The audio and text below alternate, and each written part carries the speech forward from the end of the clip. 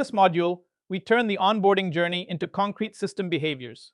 We'll spell out what customers, relying parties, verifiers, KYC engines, and operations actually need. Then we'll shape identity, consent, and KYC decisions into requirements that directly drive architecture and APIs. You've already seen why eIDAS 2.0 exists, who the main actors are, and how the EUDI wallet fits into digital onboarding. You also walked through a business scenario and user journey from first account creation to a verified profile. Now we turn that journey into must-have behaviors for every stakeholder. In the following topics, we'll layer on non-functional requirements and end with a set of architecture-ready inputs. Here's the shift we're making. Instead of saying the user signs up and uploads an ID, we translate each step into clear, testable behaviors. For example, present wallet credential becomes the system shall request and validate verified identity claims, which then drives a specific verifier integration. By mapping journeys this way, each actor's goal becomes a requirement, and those requirements become inputs for architecture, APIs, vendor selection, and test cases. In a wallet-based KYC journey, every actor brings different requirements.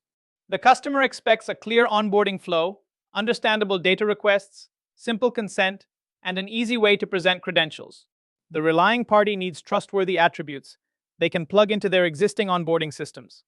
Verifiers concentrate on validating proofs, issuer trust, and revocation status.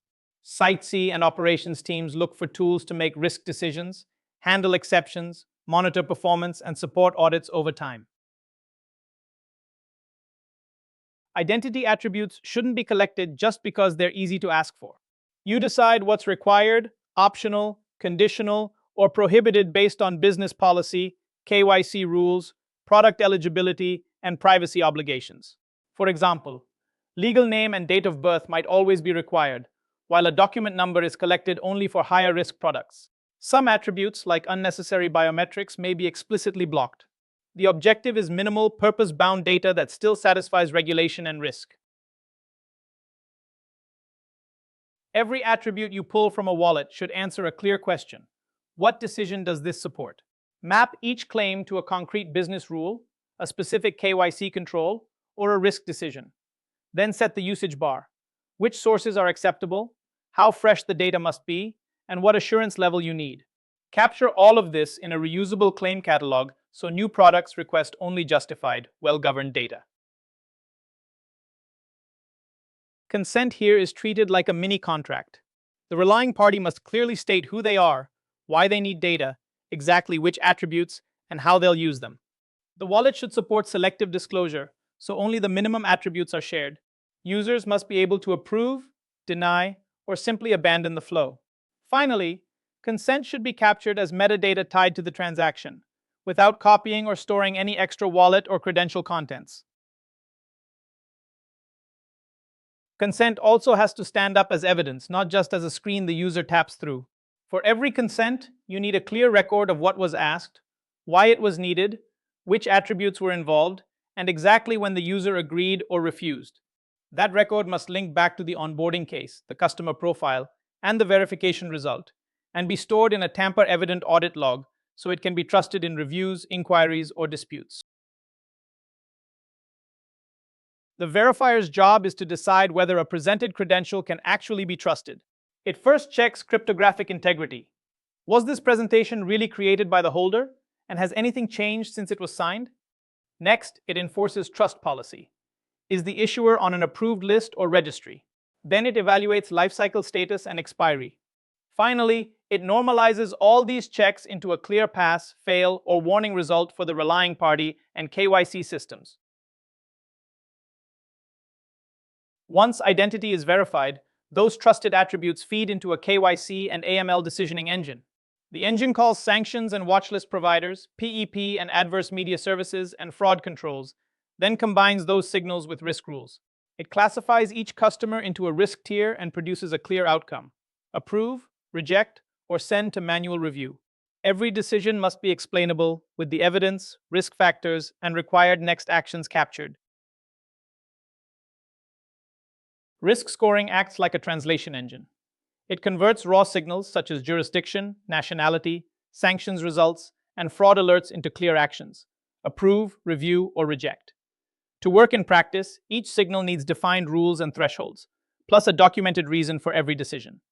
That record must be auditable, so regulators can see how you got there. And the scoring model has to be easy to update as policies and risk appetites change. Exception handling is really about answering two questions. What does the user experience, and what does the system remember?